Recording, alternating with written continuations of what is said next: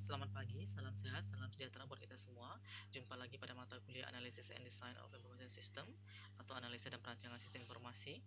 Adapun topik yang akan kita bahas pada pertemuan kali ini adalah Data Modeling by using ER atau Entity Relationship Model atau pemodelan data dengan menggunakan ERM. Masih bersama saya, Leon Andretti Abdillah. Assalamualaikum warahmatullahi wabarakatuh. Selamat siang. Salam sehat dan sejahtera buat kita semua. Selamat datang rekan-rekan mahasiswa yang saya cintai dan banggakan dimanapun Anda berada. Semoga selalu dalam keadaan sehat walafiat dan dalam lindungan Allah Subhanahu wa Ta'ala. Amin ya Rabbal 'Alamin.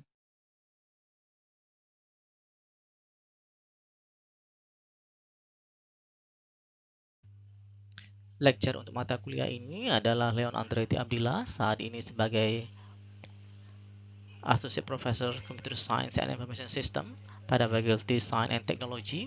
Kemudian juga bertugas sebagai asesor, reviewer, research fellow, dan editor. Asesor BKD di Kemdikbud, kemudian reviewer di Kemdikbud, research fellow INTI International University Malaysia, serta research fellow Tsinghua University Taiwan, dan menjadi editor pada sejumlah international journal dan conference. Mata kuliah yang diasuh antara lain adalah HCI, KMS, CRM, kemudian ada BPP, BPHEM, Databases, Data Structure, ERP, Information System, ITSM, Management Information System, Supply Chain Management, System Analysis and Design, Algoritma and Programming, dan lain-lain. Juga sebagai mentors, ini ada di Pablon, New Zealand, dan Unpad Indonesia. Kemudian ada sebagai consultant, baik di bidang akademik, research, dan community, serta koordinator pada Research Center dan Enterprise System Research Group. Course Description: Analisis dan Perancangan Sistem atau Sistem Analysis and Design merupakan mata kuliah untuk para mahasiswa pada program studi Sistem Informasi Fakultas Sains Teknologi. Mata kuliah ini memiliki bobot 4 SKS. Materi disampaikan bisa secara tatap muka, tatap maya, menggunakan cloud Zoom meeting, atau melalui blended learning e-learning dengan platform Moodle. Mata kuliah ini membahas bagaimana cara menganalisis dan merancang sistem informasi sesuai siklus pengembangan sistem SDLC tertentu, kemudian bisa dibantu dengan alat-alat bantu pemodelan sistem.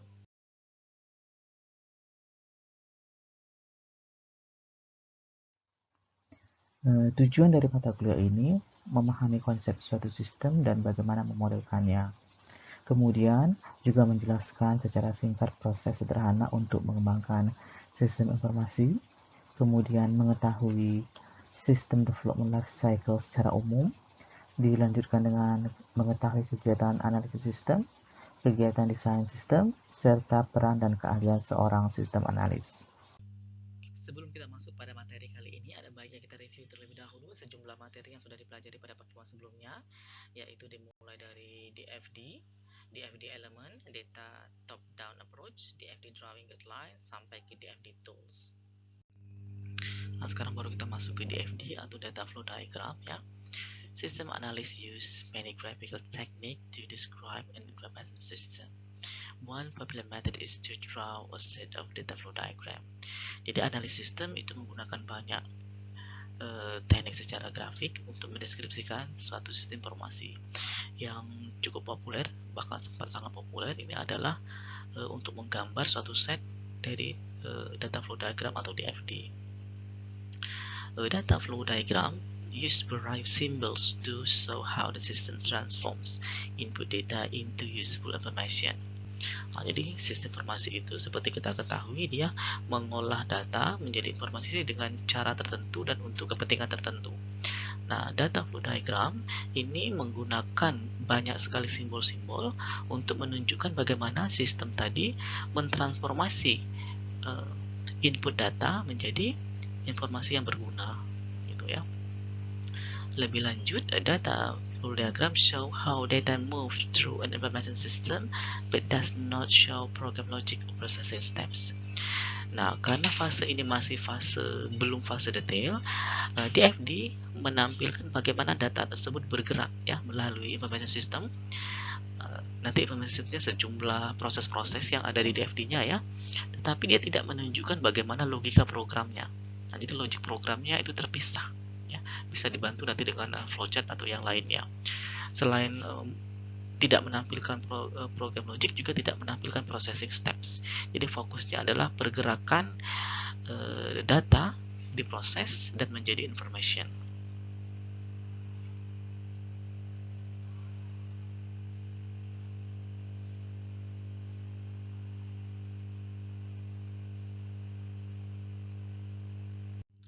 Dari gambar contoh di atas kita dapat lihat ya, setidak-tidaknya itu ada 5 elemennya ya. Oke, sekarang kita masuk ke elemen DFD. Secara global, there are two commonly used style of symbols. Jadi ada dua gaya simbol yang umum dipakai. Yang pertama itu yang dikenal dengan istilah Chris, Jean, and Truus Sarsens. Jadi kita sebutnya Jean Sarsen symbols ya. Yang kedua Tom DeMarco and Ed Jordan. Jadi kita pakai gaya DeMarco, Ed Jordan. Nah, silahkan mana ya yang dipilih. Nah, ini ada kita tampilkan di sini. Untuk elemen yang pertama yaitu proses. Nah, ya. Jadi proses itu has a number. Tadi kita lihat ya, dia memiliki nomor. Nah, ini perhatikan. Nanti di sini juga ada bisa nomornya ya. Yang kedua ada name, cenderung menggunakan verb phrase atau kata kerja sesuai dengan namanya proses ya. Kemudian description, juga boleh ditambah sedikit description. At least one output data flow. Jadi proses harus memiliki minimal satu output dan at least one input data flow. Jadi proses itu pasti ada satu input dan satu output minimal ya. Nah, kemudian dia bisa menggunakan label ya. Nah, ada type description, number process description, bisa menggunakan structure English. Untuk Jean and Sarsen gambarnya seperti ini. Oke ya, dia ada garis di tengah dan nomornya di atas. Sedangkan untuk DeMarco Jordan dia menggunakan simbol elips. Nama prosesnya di tengah. Nanti boleh ditambahkan nomor prosesnya di atas ini. Ini nama prosesnya ya. Kode prosesnya boleh di atas. Apakah 1, apakah 1.0 dan seterusnya. Elemen yang kedua adalah data flow. Data flow kebetulan baik untuk versi Jean Sarsen maupun DeMarco and Jordan sama-sama menggunakan tanda panah. Nah, ya, tanda panah. Dia menggunakan diberi name yang dalam bentuk noun atau kata benda. Nah, ya seperti tadi misalkan patient name, patient information itu ya. Boleh dilengkapi dengan description, one or more connection to a process. Nah, jadi dia bisa satu atau lebih koneksi ke proses. Nah, ya. Ada labelnya ya, flow-nya dan seterusnya. Yang ketiga adalah data store atau tempat penyimpanan data. Nah, sama dengan proses, dia menggunakan number untuk membeda data store satu dengan data store yang lain. Tetapi, kalau pada proses dia menggunakan kata kerja, maka pada data store cenderung menggunakan kata benda atau noun. Untuk Jean Sarsen, dia menggunakan yang seperti ini, perhatikan. Ada kotak tapi terbuka ya, dan ada kodenya di sebelah kiri. Sedangkan pada versi DeMarco and Jordan, dia menggunakan parallel lines. Dan di tengah-tengahnya ada kode dan nama data store itu. Yang keempat barulah namanya external entity. Nah, external entity adalah pihak luar yang tidak masuk dalam sistem, tapi dia bisa menjadi pemberi input atau yang menerima output. Itu pihak entitas ya. Dia diberi namanya menggunakan kata benda ya atau noun dan juga boleh dilengkapi dengan description. Nah, baik Jean Sarsen maupun DeMarco Jordan sama-sama menggunakan kotak segi 4 seperti ini dan nama entitasnya ada di tengah. Jadi ada dua yang sama ya, yaitu data flow dan external entity sama, sedangkan proses dan data store itu berbeda. Oke, silahkan dipakai yang mana saja boleh asalkan konsisten. Jadi kalau misalnya proses 1 menggunakan Jean Sarsen and DeMarco, seluruh proses yang ada sampai ke level-level seterusnya juga menggunakan Jean Sarsen. Jadi tidak boleh misalnya proses yang menggunakan Jean Sarsen tetapi data store-nya menggunakan DeMarco and Jordan, atau sebaliknya ya, itu tidak boleh. Jadi harus satu. Kalau semuanya menggunakan Jean Sarsen, gunakan Jean Sarsen, tetapi kalau lebih nyaman menggunakan DeMarco and Jordan, gunakan DeMarco and Jordan.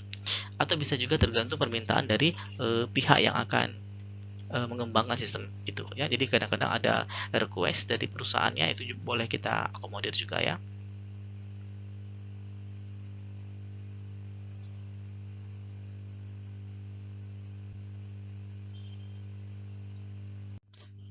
Pendekatan yang digunakan pada analisa dan perancangan dengan menggunakan DFD namanya adalah top down approach atau pendekatan atas bawah ya.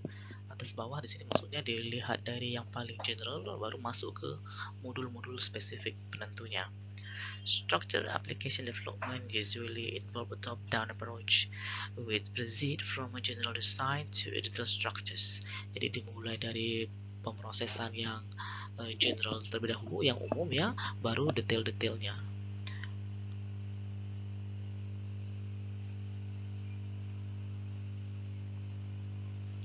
After the system analyst documents the system requirement, he or she breaks the system down into subsystem and modules in the process called partitioning. Jadi setelah ada dokumentasi kebutuhan dokumennya, barulah dipecah-pecah menjadi subsystem dan modul-modul menjadi suatu proses yang dikenal dengan istilah partisi atau partitioning. This approach also called modular design. Istilah lainnya adalah modular design and is similar to constructing level sets of DFD. By assigning modules to different programmers, several development areas can process at the same time.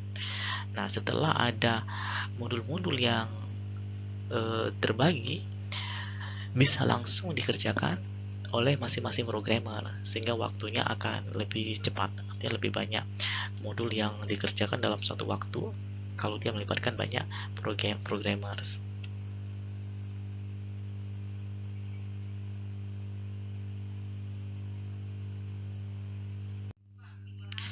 Dalam menggambarkan DFD ada sejumlah guideline yang ditawarkan oleh Shelley and Rosenblatt ya. Yang pertama katanya draw the context diagram so it fits on one page. Nah, jadi gambar dulu konteks diagram dalam satu lembar saja ya. Gunakan nama dari sisi informasi sebagai nama proses di konteks diagram.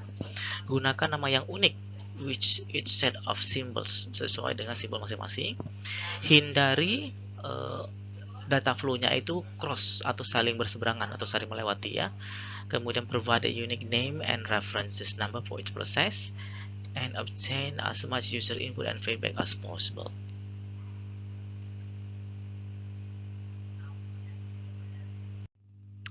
Selanjutnya ini ada sejumlah DFD tools yang banyak berkembang ya, dan ini ada 10 yang tercatat. Untuk assignment-nya nanti adik-adik mahasiswa diminta untuk menggambarkan DFD dari proses bisnis yang berkaitan dengan tema kelompok dengan menggunakan tools-tools berikut. Jadi menggambarkan DFD dengan tools-tools berikut ya. Ada click chart, Creately, diagram editor, diagram ring, Lucidchart, Microsoft Visio, Miro, Smart Draw, Software Idea, Model, Visual Paradigm. Nah, ini hanya sampel aja 10, yang lain juga masih ada ya, dan itu boleh digunakan selama bisa mendukung proses pelaporan penggambaran DFD dari masing-masing tema kelompok yang sudah kalian tentukan sebelumnya. Adapun tujuan pada pertemuan kali ini, kita akan menjelaskan terkait Entity Relationship Model, kemudian menjelaskan Entity Relationship Diagram Elements, kemudian menjelaskan terkait relationship atau hubungan, kemudian mendeskripsikan cardinality dan modality, serta membuat IRD. Adapun agenda pada pertemuan kali ini itu dimulai dengan relationship model, kemudian entity relationship diagram atau ERD, baru menggunakan ERD dan bagaimana terkait business rule-nya, dilanjutkan dengan ERD elements dan ERD tools. Kita mulai dengan introduction atau pendahuluan. Data model show the people, place, and thing of interest to an organization and the relationship among them. Jadi, suatu data model itu akan memperlihatkan bisa dalam bentuk orang-orang, tempat-tempat, atau hal-hal yang terkait dengan suatu organisasi serta hubungan di antara mereka. The logical data model show the organization of data without indicating how it is stored, created, or manipulated. Sedangkan model data logik itu memperlihatkan suatu organisasi dari data tanpa memperhatikan indikasi bagaimana ia disimpan, diciptakan, atau dimanipulasi. Sedangkan a physical data model show how the data will be stored in the database. Untuk model data fisik itu memperlihatkan bagaimana data akan disimpan ke database. Jadi ini yang paling real adalah bagian database. Untuk tambahan, itu perlu juga pengetahuan tentang normalization. Walaupun bagian ini lebih banyak nanti dibahas di mata kuliah database ya. Normalization is the process analysis used to check for data redundancy. Jadi normalisasi itu adalah suatu proses analisis yang digunakan untuk memeriksa apakah ada data ganda. Jadi data ganda itu harus dihindari dalam pemodelan database. Adalah relationship model atau model hubungan. The relationship model is very simple and elegant. A database is a collection of one or more relations, which each relation is stable with row and columns. Jadi model relasi itu sangat simple dan elegan, di mana suatu database merupakan kumpulan dari satu atau banyak relasi. Nah, itu ya. Jadi kalau kita lihat di gambar sini, satu lagi, di mana setiap relasi itu adalah table dengan baris dan kolom. Jadi ada table, nanti dia akan memiliki banyak baris dan kolom dan mereka saling berelasi ya. The relational model represent the database as a collection of relations. Informally, each relation resembles a table of value or to some extent a flat file of records.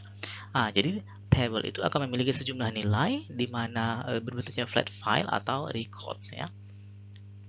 Kalau kita lihat secara sederhana seperti ini, database itu kumpulan table yang saling berelasi satu sama lain.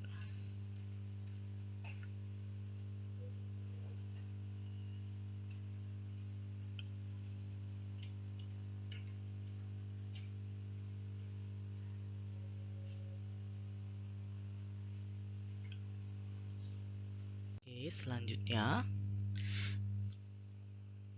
the relational database model that the entity relationship model atau ERM form the basis of an ERD. Nah, nanti model relasional ini akan menjadi basis utama dari entity relationship diagram ya. Jadi ada diagramnya. The ERD represent the conceptual database as viewed by the end user. ERD depict the database main component, entities, attribute, and relationship. Jadi ERD itu akan merepresentasikan basis data secara konsepsional yang nampak oleh end user atau pengguna ya. Ada 4 komponen utama dari ERD nanti. Yang pertama itu adalah entitas, kemudian yang kedua adalah atribut, dan yang ketiga adalah relationship atau hubungannya. Atribut itu merujuk kepada sifat atau karakteristik dari entitas yang berelasi yang menjadi table dalam suatu database.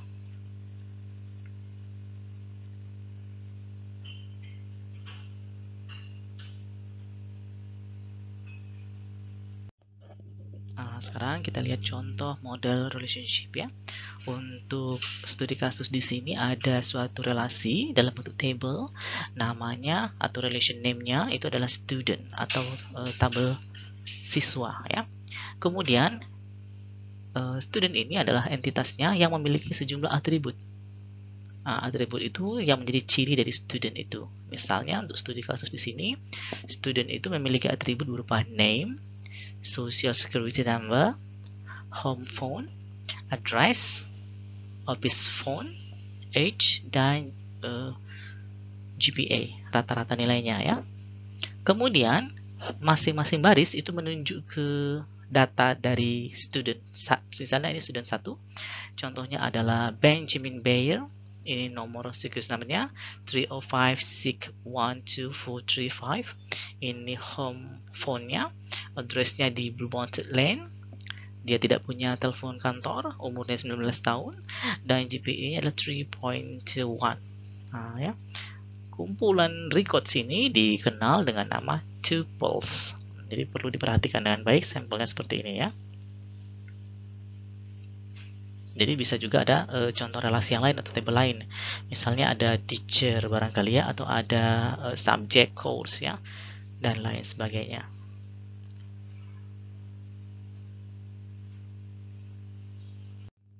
Selanjutnya baru masuk ke Entity Relationship Diagram atau diagram hubungan entitas, disingkat dengan ERD ya. ERD, a picture showing the information created, stored and used by a business system. Jadi ERD itu merupakan suatu gambar yang memperlihatkan bagaimana informasi itu diciptakan, disimpan, dan digunakan oleh sistem usaha atau sistem bisnis ya. Entity generally represent people, places, and things of interest to the organization. Nah, jadi yang utama itu entitas ya, akan yang menjadi tabelnya. Biasanya secara umum dia akan merepresentasikan bisa orang-orang. Nah, tadi contohnya ada student ya, atau bisa juga places, tempat-tempat ya, atau thing, benda-benda ya, of interest to the organization. Nah, satu lagi, entitas itu bisa sesuatu yang fisik atau juga yang abstrak ya. Kalau yang fisik tadi misalnya contoh mahasiswa ya. Nah, tetapi kadang-kala ada juga tabel yang bersifat abstrak ya, misalnya schedule, jadwal kuliah ya, dan lain sebagainya, atau mata kuliah. Nah, mata kuliah itu ada tapi dia kan abstrak ya. Line between entities show relationship between entities. Nah, nanti setiap entitas itu akan berelasi yang ditandai dengan adanya garis antar entitas tersebut. Ya, artinya entitas yang saling terhubung dengan suatu garis atau line, mereka memiliki relasi. Bagaimana relasinya nanti kita lihat pada penjelasan selanjutnya. Using the ERD to show business rule. Jadi kita bisa menggunakan ERD untuk memperlihatkan bagaimana aturan bisnis dari studi kasus kita ya. ERD symbols can show when one example of an entity must exist for an example of another to exist. Ya, jadi simbol ERD itu bisa menunjukkan ketika satu contoh dari entitas harus ada untuk contoh dari entitas yang lain biar ada ya. Contohnya, a product must exist before it can be sold. Nah, jadi belum bisa ada entitas penjualan kalau produknya belum ada. Jadi harus kita masukkan dulu data produknya. Kemudian, ERD symbols can show when one example of an entity can be related to only one or many example of another entity. Nah, jadi ERD symbol juga bisa menunjukkan ketika satu example dari suatu entitas bisa dihubungkan ke apakah hanya satu entitas saja atau barangkali banyak entitas. Nah, kalau yang atas tadi itu one to one relationship ya, kalau yang ini adalah berarti one to many. Sebagai contoh, misalnya one doctor can have many patients.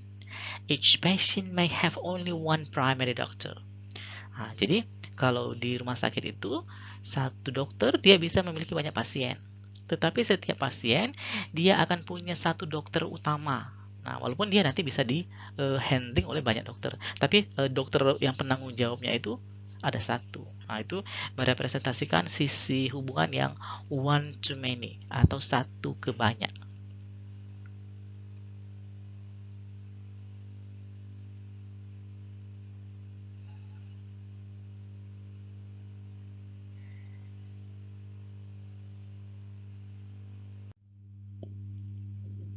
Kita lihat salah satu contoh suatu ERD ya. Ini masih dalam kasus yang terkait dengan patient tadi. Ada table namanya patient atau pasien ya.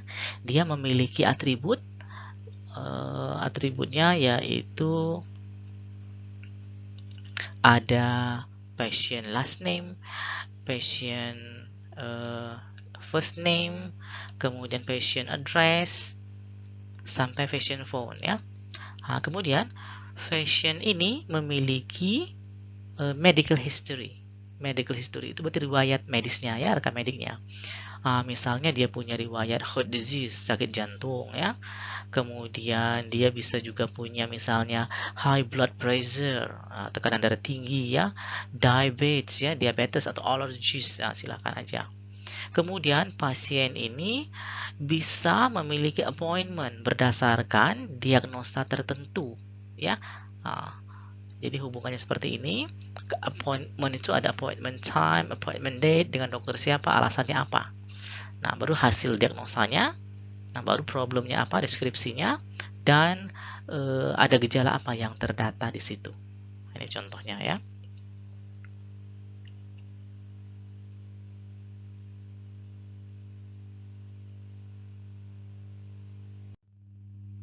Sekarang baru masuk ke elemen-elemen ERD.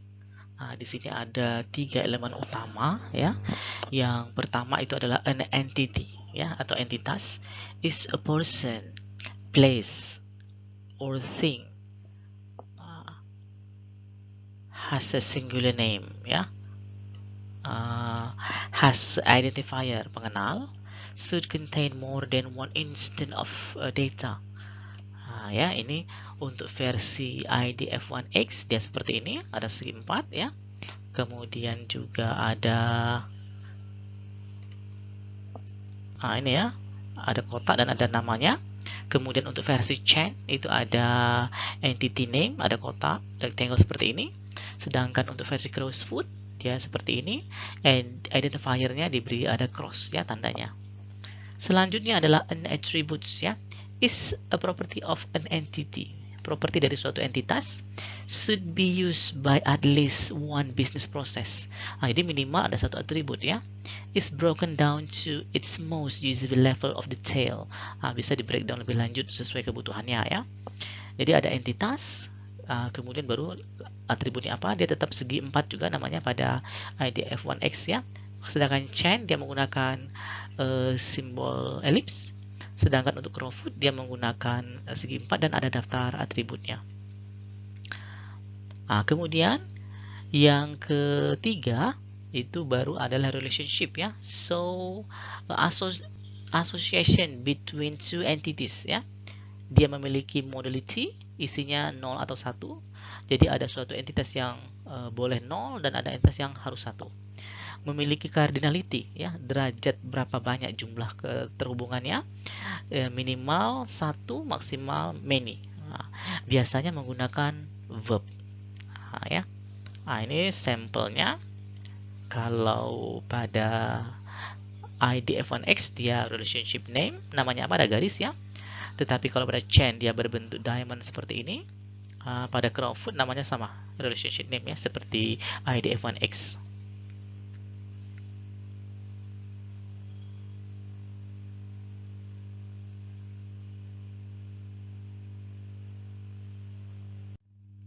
Sekarang kita masuk ke entitas and instance. Jadi entitas merupakan suatu, bisa tadi kan disebut ada peoples ya, ada places atau thing.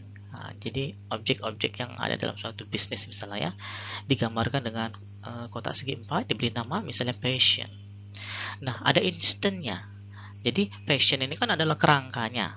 Nah, siapa saja patientnya? Ya, pasiennya siapa aja? Nih example-nya. Jadi ada John Smith ya. Kemudian ada Susan Jones, ada Peter Totes, ada Dale Turner, ada Pat Turner gitu ya. Dan ini hanya yang name-nya aja ya. Kalau mau detail lagi ada lagi nanti kolom-kolom tergantung dari beberapa atribut yang terpakai atau digunakan pada suatu entitas itu.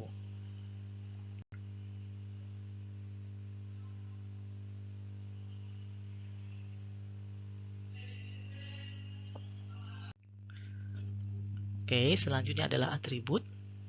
Jadi atribut itu merupakan information capture about an entity.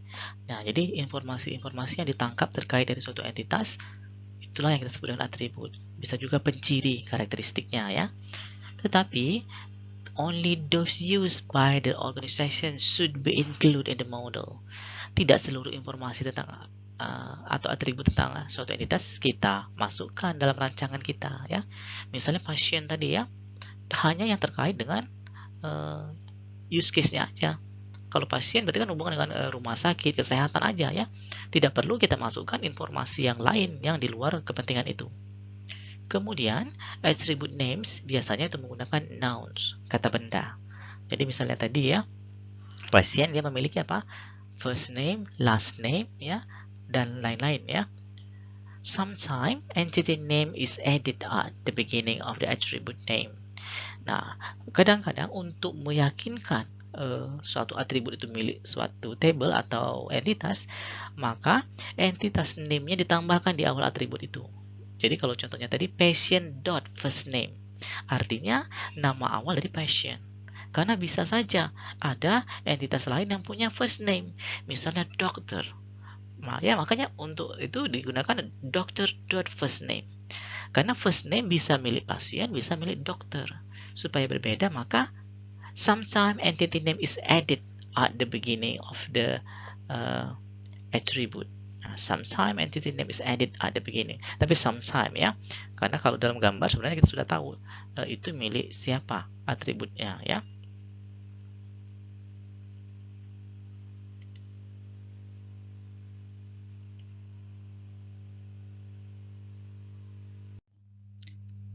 Selanjutnya baru masuk ke identifier atau pengenal, ya. Nah, jadi kalau kita orang biasanya apa? Pengenalnya berupa ID card, KTP, ya. The identifier consists of one or more attribute that can uniquely identify each instance of entity. Nah, jadi pengenal itu terdiri atas satu atau lebih dari atribut yang bisa secara unik, ya, membedakan tiap instan dari suatu entitas. Tadi kita sudah mengetahui baru entitas itu merupakan suatu scheme atau kerangka yang bisa berisi instan-instannya, contoh-contohnya, ya. Nah, artinya apa? Dia akan bisa memiliki banyak data, ya. Nah, masing-masing row itu perlu kita wakilkan pengenalnya. Nah, ya, bisa satu atau dua atribut. Ya, ada yang menggunakan nama, ada yang menggunakan kode. Nah, nanti akan dikenal dengan istilah primary key. Jadi identifier itu diambil dari atribut suatu entitas, bisa satu atau lebih, ya.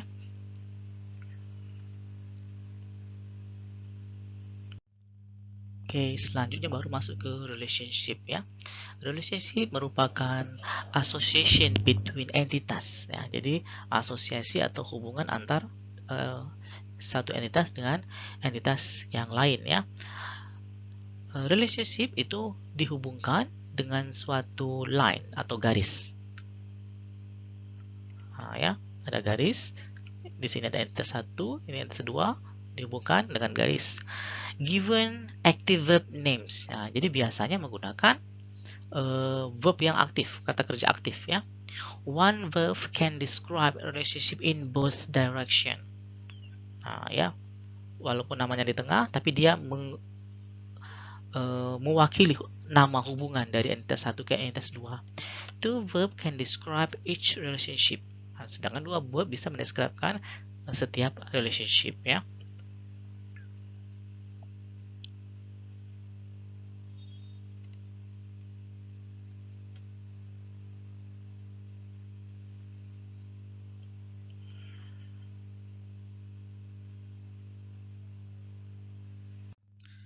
Selanjutnya adalah cardinality, ya. Cardinality refers to the number of time instance in one entity can be related to instance in another entity. Jadi cardinality itu merujuk ke seberapa banyak jumlah suatu instan pada suatu entitas bisa dihubungkan dengan instan lain pada entity lain. Nah, ya. Ada 3 kemungkinan. Yang pertama adalah one instant in an entity refer to one and only one instant in the related entity. Atau satu instan dari suatu entitas merujuk ke satu dan hanya satu instan dari entitas terkait. Nah, ini namanya adalah one-to-one relationship. Atau kalau digambarkan adalah 1.21. Artinya ada satu data di table A bisa berhubungan dengan satu data di table B. Seperti itu, ya. Yang kedua kemungkinannya adalah one instant in an entity refers to one or more instance in the related entity. Jadi satu instan di suatu entitas merujuk ke satu atau banyak instan, ya, di entitas terkait. Maka di sini namanya adalah hubungan one to many. Hati-hati di sini guna M di sini adalah singkatan many ya. Tetapi ada kalanya ada yang menggambarkan 1.2n. N di situ juga artinya numbers, artinya lebih dari satu. Artinya satu data di tabel A bisa berhubungan dengan lebih dari satu data di tabel B. Seperti itu ya. Misalnya tadi kan satu satu dokternya satu. Dia bisa punya banyak 5 pasien yang dalam tanggungan dia ya. Seperti contoh one to many ya. Atau satu ruangan terdiri atas banyak meja. Ya, seperti itu. Selanjutnya adalah one or more instance in an entity refer to one or more instance in the related entity. Kalau di sini hubungannya many to many. M.2M. M di sini sama-sama kependekan dari many. Tetapi ada juga yang menuliskannya misalnya M.2N. N di sini sama dengan contoh di atas ada numbers, ya, artinya juga banyak lebih dari satu. Maksudnya banyak entitas di tabel A bisa berhubungan dengan banyak entitas di tabel B. Misalnya saja pelanggan ya. Pelanggan itu banyak, ada pelanggan A, pelanggan B, pelanggan C, pelanggan D. Pelanggan A bisa membeli banyak barang. Misalnya dia mau beli pasta gigi, shampoo ya. Berarti satu pelanggan banyak ya. Pelanggan B ternyata bisa juga memilih apa? Sampo, pasta gigi dan mie goreng. Artinya apa? Lebih dari instan berhubungan dengan lebih dari satu instan. Nah, itu namanya many to many. Ya. Jadi jangan bingung ya. Dan kadangkala suatu kondisi itu berbeda-beda tergantung aturan dari instansi tersebut.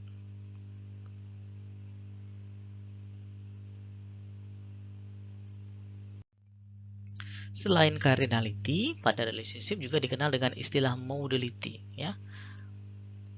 Modality refers to the minimum numbers of time that an instant in one entity can be related to an instant in another entity. Kalau pada cardinality itu pasti ada instant yang berelasi, entah satu atau lebih dari satu. Tetapi pada modality ada jumlah minimalnya. Nah ya, jumlah minimalnya itu terbagi dua.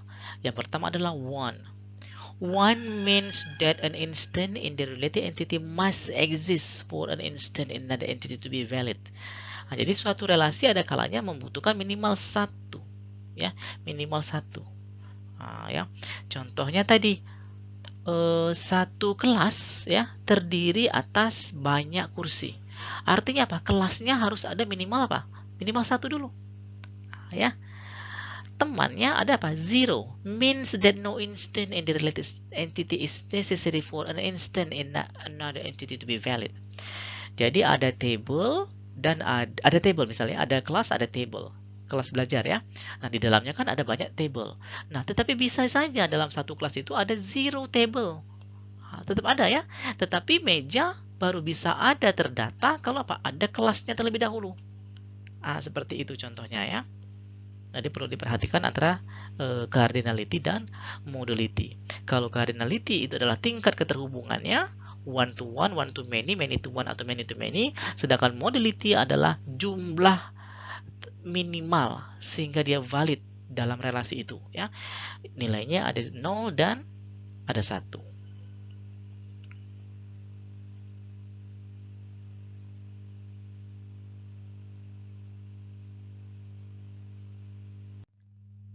Oke, selanjutnya yang perlu diketahui juga terkait metadata ya. Apa metadata? Metadata is information about components of a model. Jadi ada model memiliki komponen-komponennya gitu ya, kira-kira seperti itu.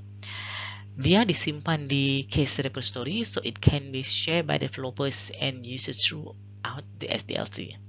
Istilah lain untuk metadata ini adalah data about data atau data yang menjelaskan tentang data. Salah satu contoh sederhananya misalnya name ya. Ternyata name itu bisa dipecah lagi. Name itu ada apa? Ada prefix ya, ada first name, ada middle name, ada last name. Bisa juga ada suffix. Jadi name itu bisa ada 5 bagian. Nah, itu contohnya adalah dari metadata ya, data yang menjelaskan tentang data. Nah, ini kita akan lihat sekarang contoh dari metadata ya.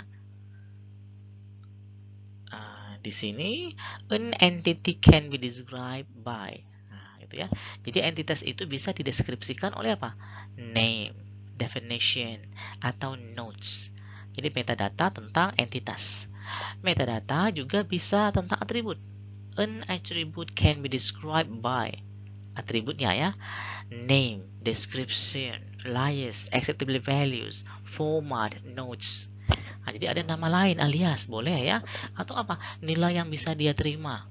Contohnya tanggal. Tanggal itu dia tidak menerima tanggal 0, ya kan? Ada tanggal 1 sampai 31.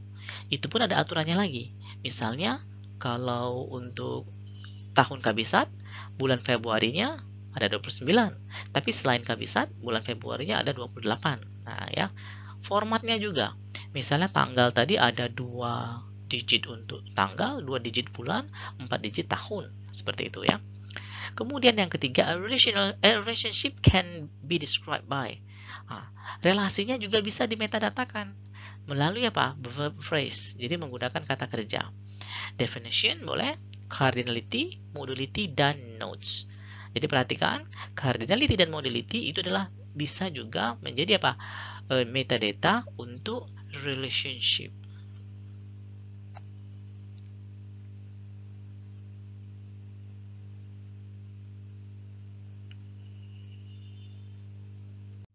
Nah, sekarang baru masuk ke creating an ERD ya, atau membuat entity relationship diagram ya. Drawing the ERD is an iterative process of trial and revision.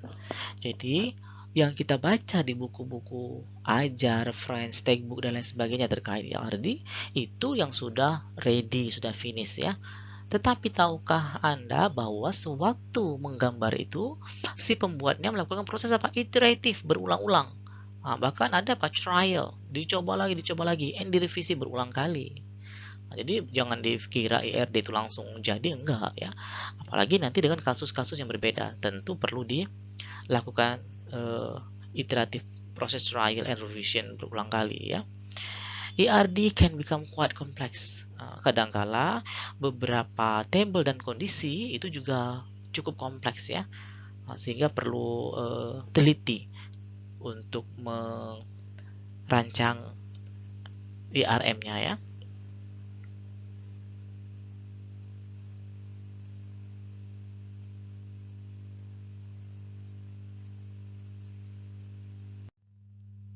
Ada 3 langkah dalam membangun suatu ERD ya. Langkah-langkahnya itu yang pertama, identify the entity. Jadi kita harus tentukan ya dari studi kasus yang akan kita buat, people ya, entah places atau thing, apa dan siapa saja yang terkait yang akan kita bahas ya. Apakah contohnya pasien tadi ya, atau udah ke dokter ya, atau appointment jadwal ya. Kemudian baru add appropriate attribute for each entity. Dari entitas yang sudah teridentifikasi dalam studi kasus kita berikan atribut yang bersesuaian dengan konteksnya. Tuh ya, yang sesuai dengan konteksnya. Jadi misalnya kalau pasien, tentu apa yang kita butuhkan? Nama pasien barangkali, golongan darah ya, nomor teleponnya ya, yang bisa dipakai untuk kepentingan kesehatan. Kalau tidak, ya sebaiknya jangan dimasukkan datanya, walaupun barangkali kita mengetahuinya ya. Kemudian yang ketiga, draw the relationship that connect associate entity. Jadi pada suatu studi kasus bisa banyak entitas. Nah, belum tentu seluruh entitas itu saling terkait, tetapi ada sebagian entitas yang terkait. Tetapi seluruh entitas yang ada dalam konteks haruslah memiliki kaitan. Ya, jadi bisa saja ada 7 table, mungkin table A berelasi dengan table B dan table C. Dan seterusnya. Tapi bukan berarti table A itu langsung berhubungan dengan B, C, D, E, F, G, H, I, J seluruhnya, bukan. Artinya seluruh table itu ada yang terkoneksi melalui lines tadi, sehingga mereka menjadi database.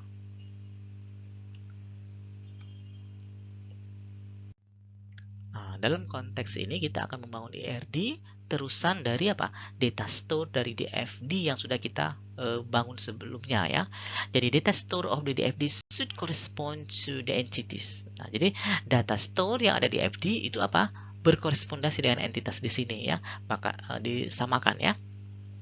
Only include entities with more than one instance of information. Nah, jadi kalau ada entitas yang ternyata cuma satu aja ya, maka boleh tidak dibuatkan itu tabelnya. Jadi yang dibuatkan tabel itu ya apa ya, instannya lebih dari satu. Ya, more than one instant of information. Don't include entity associated with implementation of the system, not the system itself, gitu ya. Jadi jangan libatkan entitas yang berasosiasi dengan apa? Implementasi dari sistem, ya, bukan sistem itu sendiri. Nah, gitu ya. Jadi perlu diperhatikan juga.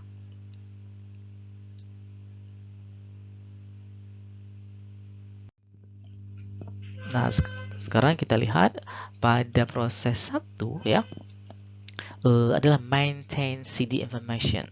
Jadi pihak manager akan memasukkan data CD ya, information CD. Kemudian data tersebut direkam.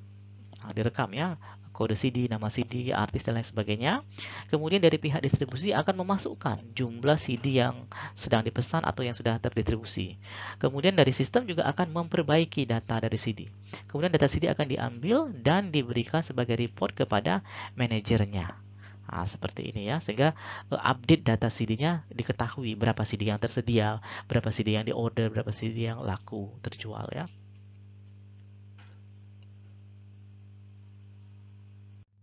Nah, tadi sudah ada cuplikan ya tentang CD ya. Jadi ada yang kedua nih kita lihat. Ini ada example, contohnya entitas CD. Nah, jadi CD atau compact disk itu memiliki apa aja atributnya? CD ID. Nah, di sini ada tambahan cross ya. Ini menunjukkan bahwa dia sebagai identifier atau pengenal dari entitas CD ini. Kemudian selain ID, CD juga memiliki atribut lain. CD title, judul dari CD-nya. Kemudian CD artis, siapa artisnya? CD length ya, berapa durasinya ya. Kemudian CD quantity in stock, ada berapa stok ya yang ready ya. Baru apa? CD price, harga CD itu berapa. Nah, ini sampel dari CD entitas ya. Jadi dia memiliki ada 6 atribut ya dan 1 identifier.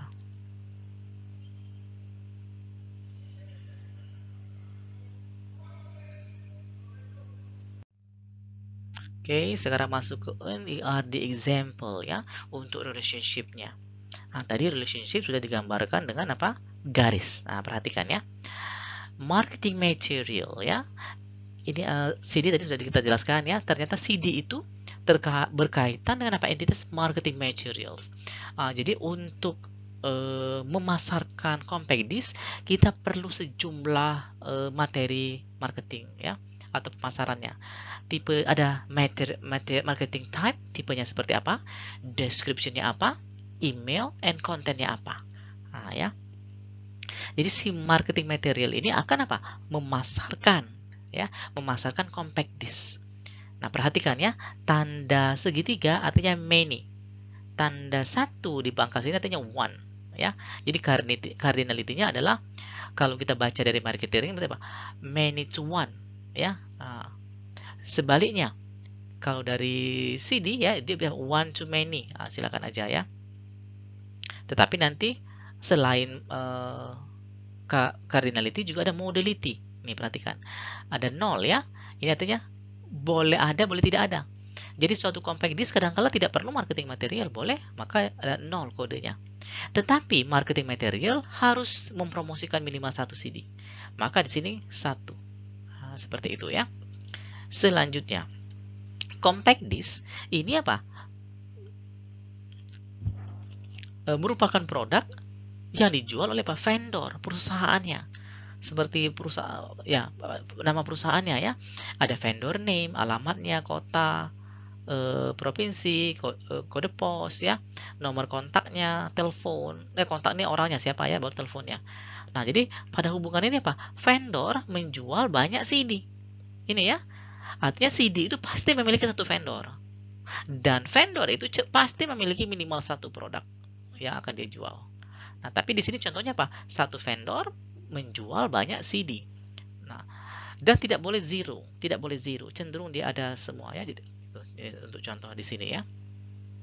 Nah, ini sudah lengkap ya, ada entitas, ada atribut, ada relationship, ada cardinality, dan ada modality. Nah, seperti ini minimal yang akan diminta dari kalian untuk rancangannya. Tabelnya usahakan sesuai dengan jumlah anggota kelompoknya minimal ya. Jadi kalau anggota kelompoknya 4, digambarkan 4. Kalau 5, ya 5 tabelnya diusahakan.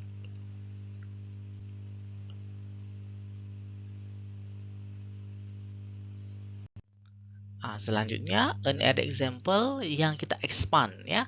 Tadi kan ada 3 ya. Nah, ternyata ada tambahan lagi ya. Nah, ini yang lebih komplit lagi. Jadi CD tadi, nah pada sisi yang 3 tadi ya, ini sebenarnya masih milik dari CD. Ya, ini masih biasa aja. Nah, CD itu akan apa? Lihat ini ada quantity in stock. Artinya bisa berkurang ya stoknya kalau dibeli orang. Melalui apa? Order ya. Order itu milik siapa? Customers. Nah, perhatikan ya. Artinya customers akan memesan apa? CD. Nah, ya, customer itu memiliki customer last name, first name, bla bla bla. Dia akan meletakkan order. Nah, ya, ada order numbernya dengan kredit card apa, kemudian totalnya, date, dan seterusnya ya. Ini ada satu lagi credit card approval code. Dia ada kodenya ya. Nah, order ini berisi apa? Berisi daftar CD, seperti nota kira-kira ya. Nah, seperti ini jelas. Jadi yang ini sudah lumayan lebih lengkap ya. Jadi ada apa? Ada 5 entitas yang saling berelasi ya. Tapi belum tentu. Misalnya marketing material tidak terhubung dengan customer, ya. Tapi kita lihat CD terkait dengan berapa? 3 table ya. CD terkait dengan table marketing material, table vendor, dan table order. Jadi dia relasinya lengkap di sini ya.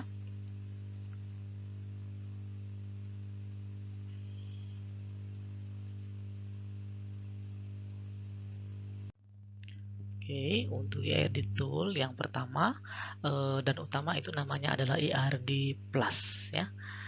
Nah, ERD Plus ini dia memiliki alamat website seperti ini ya. Tinggal Anda ketikkan saja erdplus.com, maka akan muncul yang seperti ini.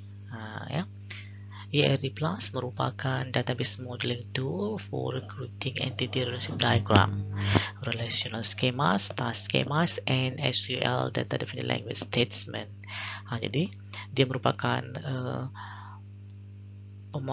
tool untuk memodelkan basis data, penciptaan entity diagram ERD, bisa juga untuk relational schema, star schema, bahkan sampai ke statement SQL DDL. Dan ini gratis ya. Nah, jadi kalian harus bisa menggunakan ini dan nanti ditambah dengan salah satu tools dari 10 tool yang sudah dijelaskan sebelumnya. Oke, sama dengan di FD, ERD juga memiliki sejumlah tools ya. Ini ada 10 yang diperkenalkan. Kalian boleh menggunakan tools mana saja selain dari ini yang kalian bisa ya.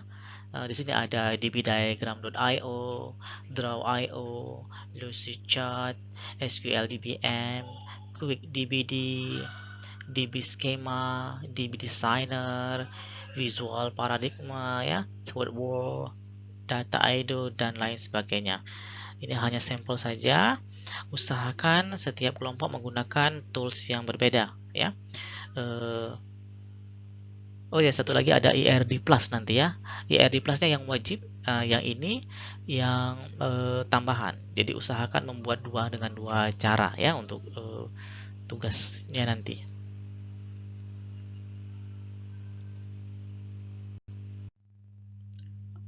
Nah, sekarang kita masuk ke kesimpulan ya. Jadi relational model itu direpresentasikan dalam bentuk tabel-tabel yang saling terhubung ya. Di mana tabel itu akan memiliki atribut dan ada relationship antar tabel ya. Pada entity relationship model dia akan menggunakan entity relationship diagram untuk menggambarkan modelnya.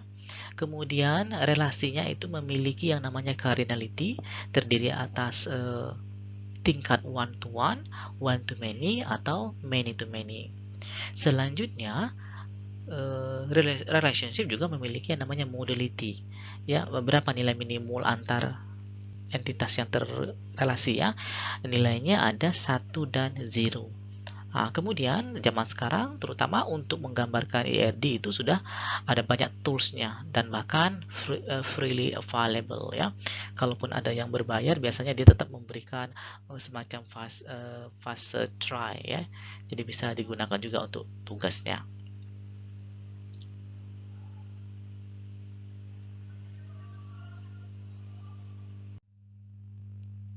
Oke, untuk assignment kali ini masih berdasarkan based on your team work project theme.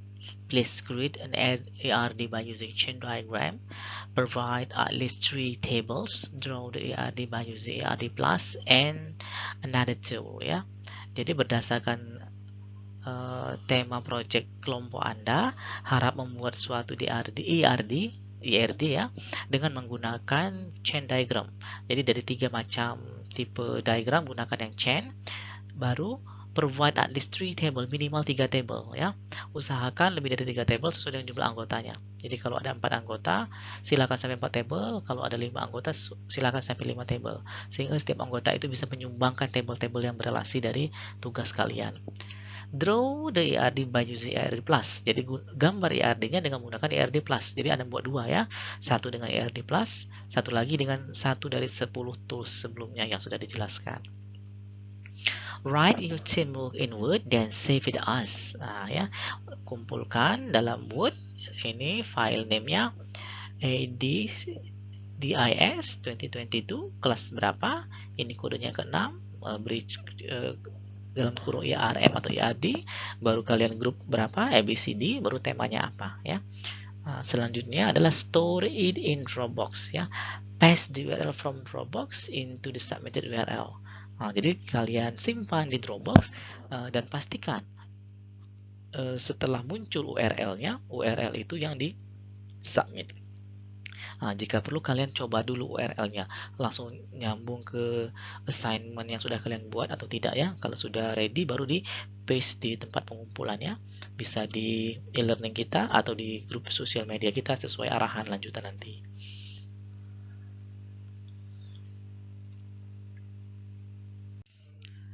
Ini referensi yang terpakai pada pertemuan kali ini.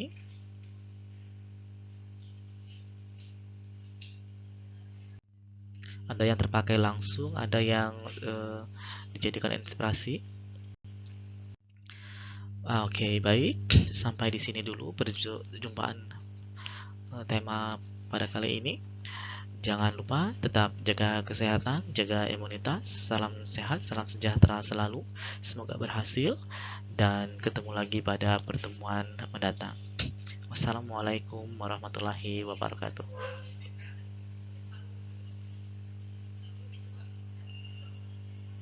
Thank you. Don't forget to watch, like, comment, share, and subscribe at Leon Abdillah. See you again.